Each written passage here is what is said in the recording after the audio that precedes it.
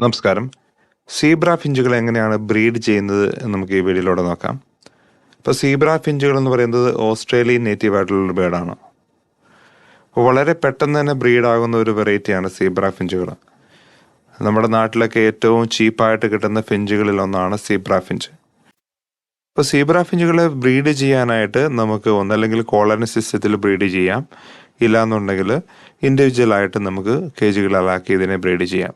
ഞാനിവിടെ കൂടുതലായിട്ടും നമ്മൾ ഇൻഡിവിജ്വൽ സിസ്റ്റത്തിൽ ചെയ്യാറില്ല. കാരണം ഇതിനധികം വിലയില്ലാത്ത ഒരു ഫിഞ്ചാണ്. നമുക്ക് ഒത്തിരി കുഞ്ഞുങ്ങൾ ഇത് പെട്ടെന്ന് ഉണ്ടാവുകയും ചെയ്യും.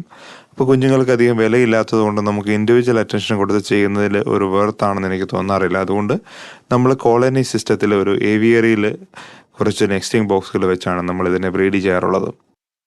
ഇപ്പോൾ ബ്രീഡ് ചെയ്യാനായിട്ട് നമ്മളൊരു മിനിമം 6 മാസമെങ്കിലും പ്രായമായ കുഞ്ഞുങ്ങളെയാണ് സെലക്ട് ചെയ്യാറുള്ളത്.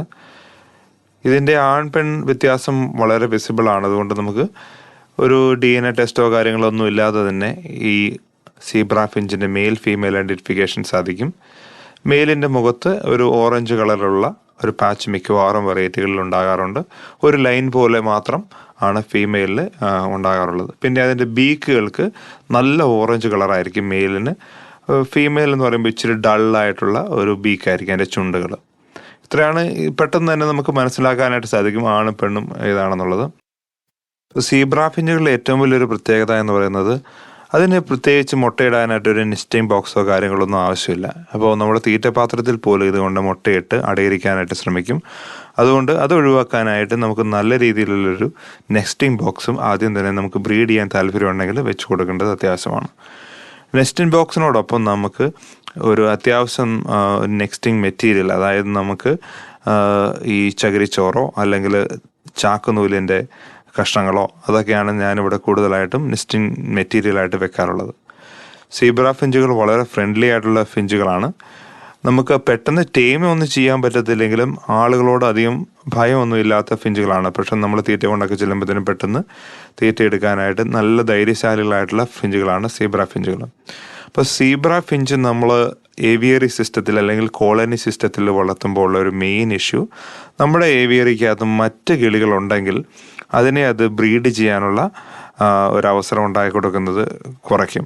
അതായത് നമുക്കിപ്പോൾ ഒരു നല്ല ഒരു ഗോൾഡിയൻ പോലെ നല്ല വില കൂടിയ ഫിഞ്ചുകളൊക്കെ ഉണ്ടെങ്കിൽ അതിൻ്റെ നെക്സ്റ്റിംഗ് ബോക്സിൽ നിന്ന് സീബ്ര ഫിഞ്ചുകൾ പോയി നെക്സ്റ്റിംഗ് മെറ്റീരിയലൊക്കെ എടുത്ത് മാറ്റി അതിനെ ബ്രീഡ് ചെയ്യാൻ സമ്മതിക്കാത്ത രീതിയിലുള്ള ഒരു ഡോമിനൻസി സീബ്ര ഫിഞ്ചുകൾ കാണിക്കും. ഇനി നമ്മൾ സീബ്ര ഫിഞ്ചുകളെ മാത്രം ഒരേ കൂട്ടിലിട്ട് ബ്രീഡ് ചെയ്യാൻ ശ്രമിച്ചാലും ഇതേ പ്രശ്നം ഉണ്ടാകും. ഒരു പേരിൻ്റെ നെസ്റ്റിംഗ് ബോക്സിൽ നിന്ന് നെക്സ്റ്റിംഗ് മെറ്റീരിയലെല്ലാം മറ്റ് പേര് അത് മോഷ്ടിച്ച് അതിൻ്റെ കൂട്ടിലൊക്കെ കൊണ്ടുവെക്കാനുള്ള ശ്രമങ്ങളൊക്കെ നടത്തും. അതുകൊണ്ട് നമുക്ക് ഒത്തിരിയേറെ മുട്ടകളൊക്കെ നഷ്ടപ്പെടാനുള്ള സാധ്യതയുണ്ട്. ഇൻഡിവിജ്വലായിട്ട് നമ്മൾ ബ്രീഡ് ചെയ്യുകയാണെങ്കിൽ നമുക്ക് ഒത്തിരിയേറെ കുഞ്ഞുങ്ങളെ ഉൽപ്പാദിപ്പിക്കാനായിട്ട് സാധിക്കും. പക്ഷെ ഞാൻ ആദ്യം പറഞ്ഞ പോലെ സീബ്ര ഫിഞ്ചുകൾ വളരെ വില കുറഞ്ഞ ഒരു ഫിഞ്ചാണ്. അപ്പോൾ നമ്മൾ അത്രയും സമയവും കാര്യങ്ങളൊക്കെ സ്പെൻഡ് ചെയ്താലും അതിനനുസരിച്ചുള്ള ഒരു വരുമാനം നമുക്ക് ഉണ്ടാകണമെന്നില്ല. കുഞ്ഞുങ്ങൾ കൂടുതലുണ്ടാകുമെങ്കിലും കുഞ്ഞുങ്ങൾക്കധികം വില കിട്ടാത്തത് കൊണ്ട് നമുക്ക് വലിയ കാര്യമായിട്ടുള്ളൊരു അഡ്വാൻറ്റേജ് അങ്ങനെ ചെയ്യുന്നതിലില്ല. അപ്പോൾ നമ്മളൊരു ഏവിയറി സിസ്റ്റത്തിൽ തന്നെ 1-2 പേരുകളായിട്ട് നമുക്ക് ഇടുകയാണെന്നുണ്ടെങ്കിൽ അത് അതിൻ്റെ പാട്ടിന് ബ്രീഡായിക്കോളും. സീബ്ര ഫിഞ്ചുകൾ സാധാരണഗതിയിൽ 3 മുതൽ 8 മുട്ടകൾ വരെയാണ് ഓരോ ക്ലച്ചിലും ഇടുന്നത്. ഡെയിലി മുട്ടയിടുന്ന രീതിയാണ് സീബ്ര ഫിഞ്ചിനുള്ളത്. ഒരു 3 മുട്ടകൾ ഇട്ട ശേഷമാണ് ഇത് അടയിരിക്കാനായിട്ട് തുടങ്ങുന്നത്. ഏകദേശം ഒരു 12 ദിവസം കൊണ്ട് ഇൻക്യുബേഷൻ കഴിഞ്ഞ് കുഞ്ഞുങ്ങൾ വീൻ ചെയ്യാനായിട്ട് തുടങ്ങും. ഒരു 21 ദിവസം കൊണ്ട് തന്നെ ആ കുഞ്ഞുങ്ങളെല്ലാം തന്നെ ഒരു ഫുള്ളി ഫ്ലജ്ഡായി കൂടെ വിടാനായിട്ട് തുടങ്ങും. അപ്പോൾ അത്രയും പെട്ടെന്ന് തന്നെ ഇതിങ്ങനെ ഒരു ബ്രീഡിങ് പ്രോസസ്സ് തുടർന്നുകൊണ്ടേയിരിക്കും. അപ്പോൾ ഒരു ക്ലച്ച് ഇറങ്ങിക്കഴിഞ്ഞാൽ ഉടനെ തന്നെ പിന്നെയും ഇത് മുട്ടയിടാനായിട്ട് തുടങ്ങും. അതുകൊണ്ട് നമ്മൾ ഓരോ ക്ലച്ച് കഴിഞ്ഞ ശേഷവും നെക്സ്റ്റ് മെറ്റീരിയലൊക്കെ ഒന്ന് മാറ്റി പുതിയ നെക്സ്റ്റ് മെറ്റീരിയൽ വെക്കാനുള്ള ഒരു സമയം കൊടുത്ത്, പ്രത്യേകിച്ച് വിൻ്ററൊക്കെ ഉള്ള സ്ഥലങ്ങളിലാണെങ്കിൽ ആ വിൻ്ററിൻ്റെ സമയത്തൊന്നും ബ്രീഡിങ് ചെയ്യാതിരിക്കാനായിട്ട് സമ്മതിക്കുകയാണ് നല്ലത്. കാരണം കൂടുതലായിട്ട് ബ്രീഡ് ചെയ്ത് കഴിഞ്ഞാൽ പേരൻസ് പെട്ടെന്ന് മരിച്ചു പോകാനുള്ള സാധ്യതയുണ്ട്. ഇത് 365 ദിവസവും ബ്രീഡ് ചെയ്യാനുള്ള ടെൻഡൻസി കാണിക്കും. അതുകൊണ്ട് നമ്മൾ അത് ഒഴിവാക്കാനായിട്ടുള്ള സാഹചര്യം നമ്മൾ ഉണ്ടാക്കി കൊടുക്കണം.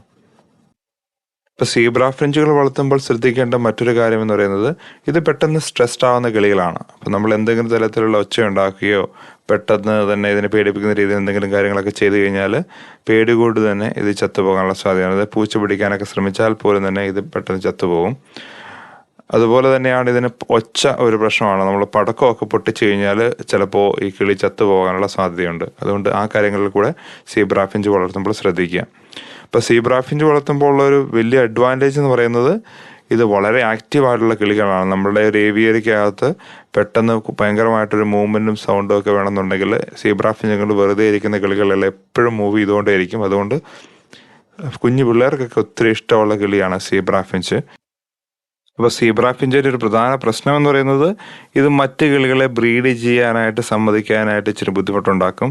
അതുകൊണ്ട് മറ്റ് കിളികളെ ഒത്തിരി, പ്രത്യേകിച്ച് ഗോൾഡിയനൊക്കെ ഉണ്ട്, അതിനെ ഒത്തിരി ഡിസ്റ്റർബ് ചെയ്യുന്നൊരു കിളിയും കൂടിയാണ് സീബ്ര ഫിഞ്ച്. അപ്പോൾ നമ്മൾ ഏതാണ് വളർത്താൻ ആഗ്രഹിക്കുന്നതനുസരിച്ച് ചെയ്യുക. ഒത്തിരി സീബ്ര ഫിഞ്ചിൽ ഇട്ട് കഴിഞ്ഞാൽ അവർക്ക് മറ്റ് ഫിഞ്ചുകളെ ഇത് അധികം ബ്രീഡ് ചെയ്യാൻ സമ്മതിക്കാറില്ല. ഇത് ഡോമിനേറ്റ് ചെയ്യും. അത് ആ കാര്യം കൂടെ ശ്രദ്ധിക്കുക. അപ്പോൾ വീഡിയോ ഉപകാരപ്രദമെന്ന് വിശ്വസിക്കുന്നു. Thank you for your time. By.